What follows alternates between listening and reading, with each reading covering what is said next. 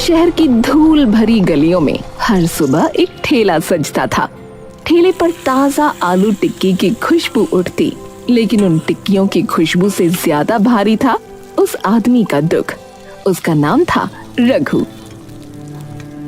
हे भगवान, आज तो कुछ ग्राहक आ ही जाए, वरना फिर घर में बवाल मच जाएगा।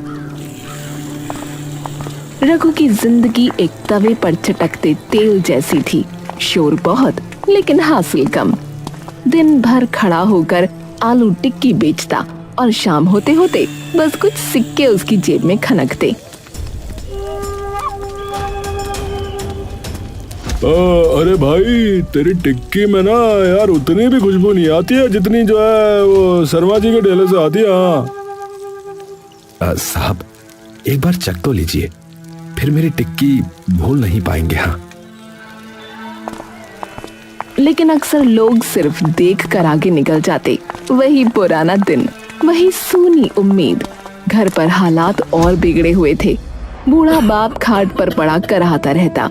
उसकी खांसी की आवाज जैसे दीवारों में गूंजती रहती। पत्नी सुनीता के चेहरे पर चिंता की झुर्रियां उम्र से पहले उतर आई थीं, और छोटा बेटा सोनू, जिसकी मासूम आंखों में पढ़ाई के सपने थे, रघु के लिए सबसे बड़ा बोझ और सबसे बड़ी चाहत दोनों था। रघु कब तक ऐसे ही चलता रहेगा? न ढंग की कमाई, न चैन की जिंदगी। रोज रोज टिक्की से ही पेट भरना है क्या? सुनीता, कोशिश तो पूरी करता हूं, मगर गली के लोग बस हंसते हैं, खरीदते नहीं। तेरी कोशिशों से ज्यादा मुझे तेरी बेबसी दिखती है। सोनू की फीस का क्या होगा? सोनू को किताबों से नहीं, बल्कि बस्ता खाली होने के डर से नींद आती थी। और इन सब के बीच सबसे बड़ी आफत था रघु का छोटा भाई मुकेश। मुकेश बहुत कमीना था। बाहर से सीधा साधा, पर भीतर से खोखला। उसे नशे की लत ने ऐसा जकड़ा कि घर परिवार की इज्जत सब पर मिट्टी डाल दी।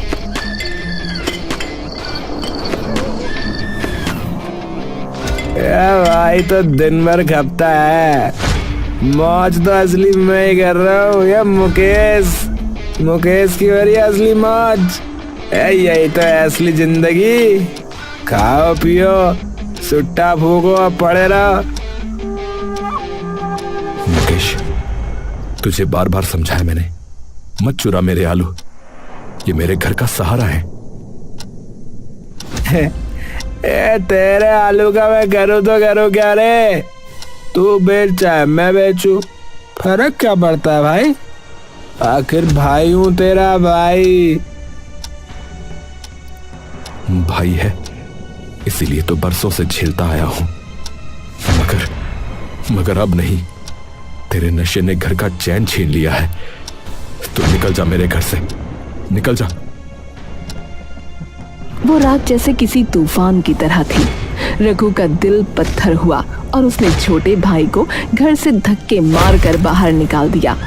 मुकेश लड़खड़ाता हुआ अंधेरे में गुम हो गया और रघु के कानों में उसकी आवाज गूंजती रही। भाई, तुझे पछताना पड़ेगा। तेरे आलू भी रोएंगे और तेरा टिक्की वाला ठेला भी रोएगा। जा रहा हूँ मैं, लेकिन बहुत जल्दी लौट के आऊंगा, बता रहा हूँ। रघु की आंखों में आंसू थे। रघु का दिल हर रोज जैसे पत्थरों के बोझ से दबा रहता था। घर की जिम्मेदारी, बूढ़े बाप की खांसी, पत्नी के ताने और बेटे की पढ़ाई, सब कुछ उसके कंधों पर था। मगर इस बोझ के आगे भी जिंदगी उसे बार बार परखती थी। हे भगवान, क्या मेरी तकदीर में बस यही लिखा है? गरीबी, आंसू और ना खत्म होने वाला कर्ज। एक सुबह रघु आलू लेने पहुंचा सब्जी वाले गणेश के पास। जैसे ही दाम सुने तो उसकी आंखें फटी की फटी रह गईं।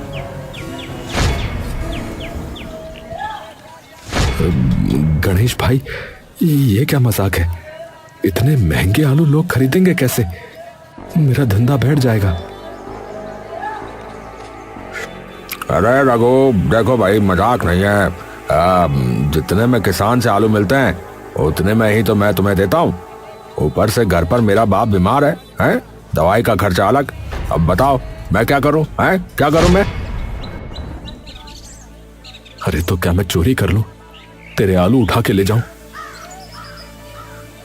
अरे देख भाई, अगर तेरे बस में है तो उठा ले, मगर याद रख बाप का आलू पेट नहीं भरता, सिर्फ घर जला देता, बता रहा हूं। रघु के दिल में जैसे तूफान चल रहा था। मौका साफ था, अगर चाहे तो बोरी उठाकर भाग जाए, मगर उसी पल उसके मन की गहराई से आवाज आई, नहीं, चोरी से घर नहीं चलता। ईमानदारी ही सबसे बड़ी पूंजी है, यही मेरी आखिरी ताकत भी है। रघु ने कांपते हाथों से जेब टटोली, गिनती के नोट निकाले जिन पर जैसे उसका खून चिपका था। महंगे आलू खरीदे और ठेला सजाने चला गया। दिन बीते, तकलीफें वही रहीं। एक शाम रघु शहर के काम से लौट रहा था। रात ढल चुकी थी, गली अंधेरे में डूबी थी। तभी अचानक उसकी नजर पड़ी, 4 परछाइयां भारी संदूक उठाए दौड़ रही थीं। अरे ये लोग कौन है? और ये संदूक इतना भारी क्यों? रघु का दिल धक धक करने लगा। उसने चुपचाप उन चोरों का पीछा किया। जंगल में पहुंचते ही चोरों ने संदूक नीचे रखा और ढक्कन खोला। अंदर से नीली हरी रोशनी और धुआं निकला, जैसे आसमान का रहस्य खुल गया हो। अबे अब तो हम मालामाल हो जाएंगे बे। अबे ओए, सोने चांदी से बढ़कर है, दुनिया पे राज करेंगे, राज। अचानक झाड़ियों से एक भेड़िया निकला। उसकी डरावनी गुर्राहट गूंजी और चोरों की हिम्मत जवाब दे गई। वो संदूक वहीं छोड़कर भाग निकले। अबे ये क्या? अबे भेड़िया, अबे भाग भाई, ओ भाई, ओ भाग भाई, भाग। भेड़िया भी उनके पीछे दौड़ गया। हे भगवान, अब ये रहस्य सिर्फ मेरे सामने है। रघु कांपते हाथों से संदूक के पास पहुंचा। अंदर अजीब सी चमक थी, जैसे पूरी दुनिया का जादू उसमें बंद हो। क्या तुम जादुई हो? अगर हाँ तो मुझे एक आलू दे दो। उसके इतना कहते ही आलू निकल आया। हे भगवान, ये तो सचमुच जादुई है। अगर इसे घर ले जाऊं तो जिंदगी बदल जाएगी। बाप का इलाज, बेटे की पढ़ाई, सब हो जाएगा। लेकिन अगर ये गलत हाथों में गया तो पूरी दुनिया बर्बाद हो जाएगी। लालच इंसान को निगल लेता है। कहीं मैं या मेरे घर वाला ही कोई लालच का शिकार हो गया तो? बहुत सोचने के बाद रघु ने संदूक का एक हिस्सा खोला। उसमें से बस एक अजीब सा आलू निकाला और पूरा संदूक पास के खेत में गाड़ दिया। घर पहुंचकर उसने सब कुछ सुनीता को बताया।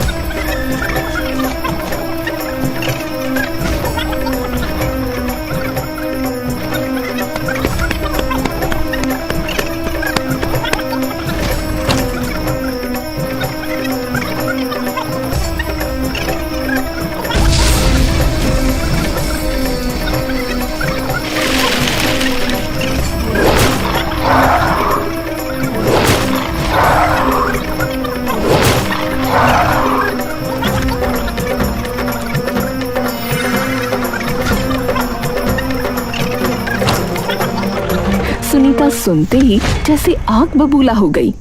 तुम पागल हो गए हो क्या? अगर संदूक ले आते तो हमारी जिंदगी बदल जाती, बाप का इलाज, बेटे की पढ़ाई, सब हो जाता। सुनीता, लालच इंसान को खा जाता है। अगर मैंने वो संदूक उठा लिया तो उसका जादू हमें भी बर्बाद कर देगा। बेहतर है कि वो जमीन में ही दबा रहे। सुनीता की आंखों से आंसू बहे, मगर रघु की आंखों में अजीब सी चमक थी, ईमानदारी की चमक। अगले ही दिन गणेश आलू लेने किसान राम सिंह के खेत पहुंचा। जैसे ही दाम सुने तो चौंक पड़ा। अरे राम सिंह भाई, अरे ये क्या है? अरे इतने सस्ते आलू, कल तक तो दाम आसमान छू रहे थे भाई, फिर रातों रात क्या हो गया? अरे भाई समझ नहीं आया, रातों रात जो है फसल दोगुनी हो गई और खेत ऐसे लहलहा रहे हैं जैसे किसी ने जादू कर दिया हो भैया। गणेश बोरी भर भर कर सस्ते आलू शहर लाया और रघु के ठेले पर पहुंचा। अरे रघु, अरे देख भाई, तेरी प्रार्थना रंग लाई, ले जितने आलू चाहिए ले जा भैया, दाम बहुत सस्ते हो रहे हैं। हाँ क्या सच कह रहे हो गणेश भाई? ये कैसे हो गया? अरे पता नहीं भाई, मगर अब तेरी टिक्की फिर से बिकेगी भैया। हाँ। रघु के चेहरे पर पहली बार वो मुस्कान खिली थी जो बरसों से गायब थी। सस्ते आलू मिल गए थे और वो मान बैठा था कि ये उसकी ईमानदारी की जीत है। उसके दिल में एक अजीब सी तसल्ली थी, जैसे भगवान ने उसकी सुन ली हो। उसने जादुई संदूक से लाए उस एक आलू को अलग रखने की ठानी थी, पर गलती से वो भी बाकी आलूओं में मिल गया और फिर उसकी टिक्कियों में घुल गया।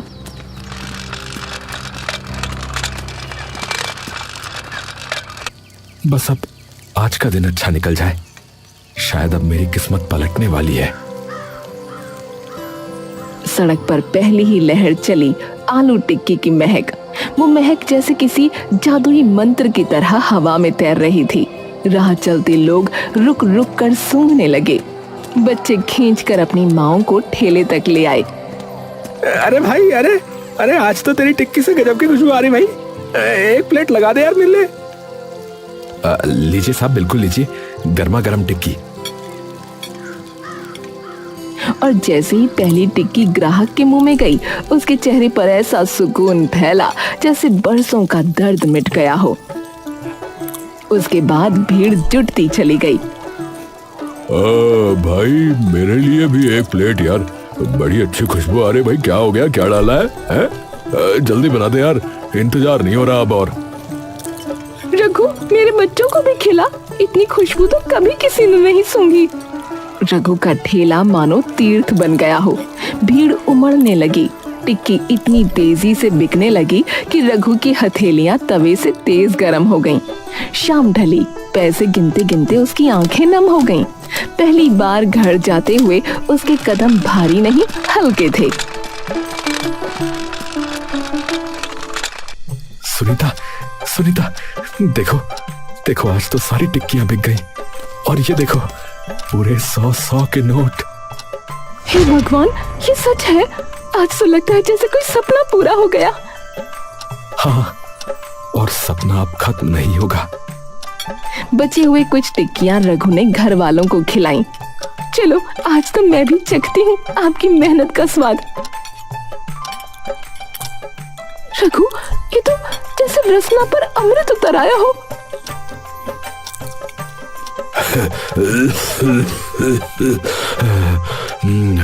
अरे अरे बेटा, अरे ये कैसा जादू है? मैं पहले सांस नहीं ले पा रहा था, खांसी हो रही थी, लेकिन अब मेरी सांसें काफी हल्की हो गई है। मैं तो समझा था कि अब बिस्तर से कभी उठ ही नहीं पाऊंगा। अरे काफी अच्छा लग रहा है बेटा। पापा, ये टिक्की तो सुपर पावर है, अब मैं रोज यही खाऊंगा। रघु हक्का बक्का रह गया। टिक्कियां किसी दवा की तरह असर कर रही थीं। उसके भीतर डर और गर्व दोनों साथ साथ उमड़ रहे थे। तभी बाहर शोर मच गया। गांव वाले दरवाजे पर इकट्ठा हो गए। अरे रघु, अरे भैया कमाल हो गया भैया, अरे तेरी टिक्की ने कमाल कर दिया भाई। अरे बरसों से मुझे जो है बदहजमी थी और आज जो है पहली बार आराम मिला भैया। बस क्या बताएं, बहुत बढ़िया भैया, बहुत बढ़िया। भाई, मुझे तो डॉक्टर ने कहा था मैं माँ नहीं बन सकती, पर आज टिक्की खाने के बाद पता चला मैं गर्भवती हूँ।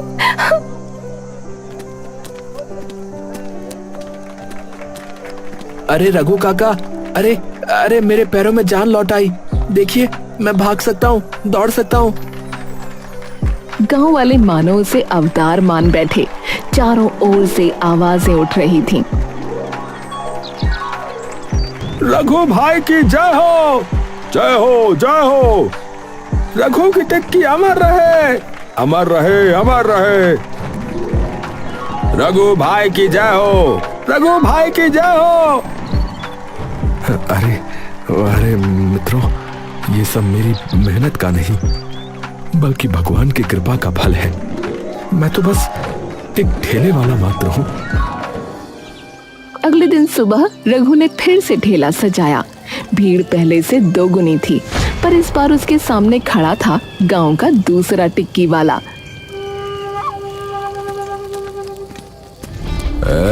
रघु, सच सच बता, किस बाबा से जादू करवा के लाया रे तू? है या किसी तांत्रिक का दिया मसाला है तेरे पास? हैं? सच सच बता। अरे नहीं भाई, मैंने कुछ नहीं किया। तो फिर मुझे टिक्की खिला, खिला टिक्की अपनी। अगर कुछ नहीं किया तो मैं भी देख लूंगा। खिला।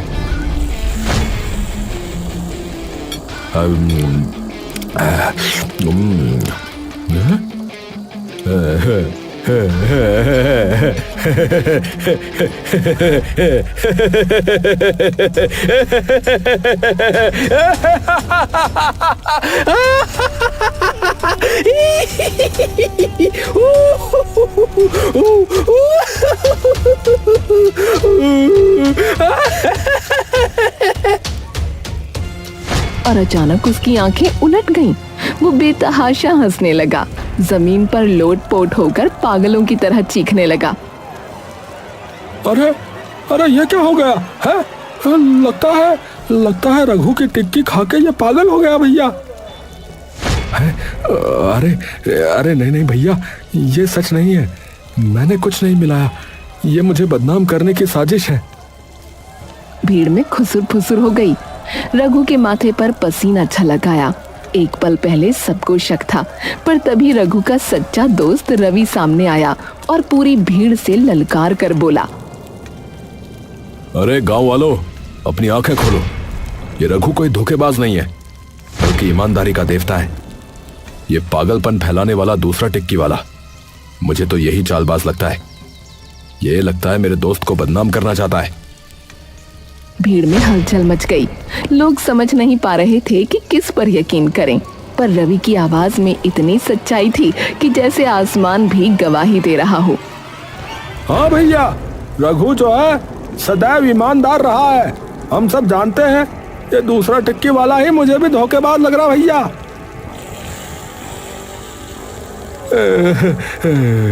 लगता है यहाँ दाल नहीं गलने वाली। भाग ले बेटा, भाग ले। वो दूसरा टिक्की वाला घबराकर लड़खड़ाया और भाग खड़ा हुआ। भीड़ फिर से रघु की टिक्की पर टूट पड़ी। शाम ढली तो भीड़ छटी। रघु अपने दोस्त रवि के साथ बैठा। भाई, आज तूने सच में मेरी इज्जत बचा ली। मगर सच बताऊं, ये सब कुछ सामान्य नहीं है। मैंने तुझे जो नहीं बताया था वो आज बता रहा हूं। क्या क्या नहीं बताया था? अरे कई दिन पहले मैंने जंगल में चोरों के हाथ में एक जादुई संदूक देखा। बाद में फिर उसी में से मैंने एक आलू लिया और संदूक खेत में गाड़ दिया। वो आलू अब टिक्कियों में मिल गया, मगर समझ में नहीं आता कि बाकी आलू कैसे जादुई हो गए। दोनों की आंखें चौड़ी हो गईं। रवि ने माथा ठोका और ठहाका लगाया। अरे यार, कहीं ऐसा तो नहीं कि जिस खेत में तूने संदूक गाड़ा था उसी खेत से आलू अब तेरे पास पहुंच रहे हैं? हे भगवान, अरे तू सच कह रहा है यार। शायद यही सच्चाई है। और अगर ऐसा है भी तो ये तो फिर हम सबके लिए वरदान है भाई। किसान के लिए, गणेश के लिए, मेरे लिए और जनता के लिए भी। अगले ही दिन सूरज चढ़ते ही खबर फैली कि राम सिंह खेत में रो रहा है। उसकी पूरी फसल उजड़ चुकी थी।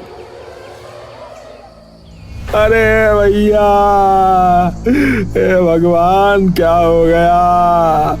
अरे मेरी मेहनत लुट गई भैया, मेरी फसल कोई उजाड़ ले गया। अब आलू फिर महंगे हो जाएंगे। ये तो बड़ी आफत है भैया। रघु को खबर लगी तो उसका दिल कांप उठा। वो तुरंत खेत पर पहुंचा। वहां का दृश्य देखकर उसकी आंखें फटी रह गईं। पूरा खेत खोदा हुआ था, जैसे किसी ने कुछ तलाशने के लिए तहस नहस कर दिया हो। भाई, मैं तुम्हें एक सच्चाई बताना चाहता हूँ। देखो, दरअसल मैंने यहीं पर एक जादुई संदूक गाड़ा था। शायद किसी को इसका पता चल गया है और उसने उसको चोरी कर लिया है। हाँ, क्या कह रहे हो रघु भैया? ये किसने किया होगा? देखो, मुझे शक है शायद मेरे ही किसी अपने ने ये किया है। मैंने ये राज सिर्फ अपने दोस्त को ही बताया था। रघु और राम सिंह दौड़ते भागते रवि के पास पहुंचे। सच बताओ रवि, क्या तुमने संदूक को चुराया है क्या? रघु, तूने ऐसा सोचा? ये क्या पागलपन है रे? मैं तेरे भाई जैसा हूं, तू मुझ पर शक करेगा? अरे हमारा खेत उजड़ा है, सच सच बताओ, छुपाओ मत उसे। अगर मैं तेरे खेत लूटता तो आज यहाँ खड़ा होकर तेरे सवालों का जवाब क्यों देता? बोल, मैं गद्दार नहीं हूं रघु। तीनों के बीच बहस छिड़ गई और अचानक पीछे से ढोल नगाड़ों जैसी आवाज आई। अरे आओ आओ, अरे मेरी स्पेशल आलू टिक्की खाओ। अरे आओ भैया आओ। अरे काकी, ए चाचा, ए छोटू, अरे आओ भाई। अरे हर दर्द का इलाज, हर मर्ज का सफाया, जिसने भी खाया उसने लाभ ही लाभ पाया है। भैया आओ। सबने मुड़कर देखा, सामने रघु का छोटा भाई मुकेश था। हाँ, मुकेश, तू कब से टिक्की बेचने लगा रे? अरे जब से मुझे ये स्पेशल डिब्बा मिला है, स्पेशल है, अब मैं टिक्की का राजा हूँ, समझे? टिक्की राजा टिक्की, डिक्का चिक्की, डिक्का चिक्की। अरे तो तू ही है जिसने राम सिंह का खेत उजाड़ दिया और फिर वहां से संदूक भी चुरा लिया। सबकी मेहनत लूट ली तूने। अरे भैया पकड़ो इस कमीने को। हाँ ए भैया, अरे यही निकला हरामखोर कहीं का। हाँ, अरे इस नशेड़ी ने क्या कर लिया भैया? पकड़ो इसे। मुकेश ने संदूक की ओर देखा और जोर से चीखा। मुझे पकड़ोगे? मुझे पकड़ोगे? अरे ओ जादुई संदूक, ओ चल भाई मुझे बचा लो। और अचानक संदूक से दर्जनों आलू आसमान में उछल पड़े। लोग इधर उधर भागने लगे, कुछ गिर पड़े, कुछ चीखने लगे। अरे अरे ये क्या हो रहा है? अरे अरे आलू से लग गया भैया सर में। अरे अरे आलू मेरे पेट में जा लगा भाई। अरे अरे मेरा बच्चा गिर गया। अरे भाई भागो, अरे भागो भैया भागो, आलू आ रहे हैं, आलू आ गया भैया। अरे आलू से लग गई भैया, आलू से। अरे अरे ये तो कहर बन गया है। नहीं, ये जादू अब और मासूमों को नहीं रुलाएगा। रघु ने सीना तान कर संदूक की ओर छलांग लगाई। आलूओं की बारिश में भी उसने हिम्मत नहीं हारी। उसने दोनों हाथों से संदूक पकड़ लिया। मुकेश, छोड़ दे इसे, छोड़ दे इसे मुकेश। ये संदूक लालच का नहीं, भलाई का है। नहीं नहीं नहीं, अब ये मेरा है, मैं राजा बनूंगा, सब मेरे सामने झुकेंगे। देख, तू पागलपन मत कर। तू मेरा भाई है, पर लालच ने तुझे अंधा बना दिया है। लेकिन गलत तरीके से किसी की जीत नहीं होती, तो तू आज हारेगा। दोनों में जोरदार खींचतान हुई। आलुओं की गड़गड़ाहट आसमान तक पहुंच गई। भीड़ सांसें थामे देख रही थी। अंत में रघु ने पूरी ताकत लगाकर संदूक मुकेश के हाथ से छीन लिया और मुकेश को भीड़ ने घेर लिया। अब भाग नहीं सकता। ए भैया, पकड़ लो इसे। हाँ, पकड़ो इसे। हाँ, पकड़ लो। मुकेश पकड़ा गया। उसके चेहरे पर अब भी पागलपन था, पर संदूक उसकी पहुंच से दूर हो गया। रघु ने संदूक उठाकर सबके सामने रख दिया। ये संदूक किसी एक का नहीं, सबका है। अब से इसे गांव की भलाई के लिए इस्तेमाल किया जाएगा। जो लोग भी बीमार हैं उन्हें दवा मिलेगी, जो लोग भी भूखे हैं उन्हें रोटी, और किसानों की जमीन अब कभी सूनी नहीं रहेगी। भीड़ जयकारों से गूंज उठी। गणेश, राम सिंह और गांव वाले रघु को कंधों पर उठाकर नाचने लगे। सुनीता और सोनू की आंखों में गर्व के आंसू थे। अरे अरे रघु भाई, तुमने लालच को हराकर इस गांव को बचा लिया भैया। अब हम सब मिलकर इस संदूक को समाज की सेवा में लगाएंगे। हाँ भाई। पापा, आप तो सच्चे हीरो हो।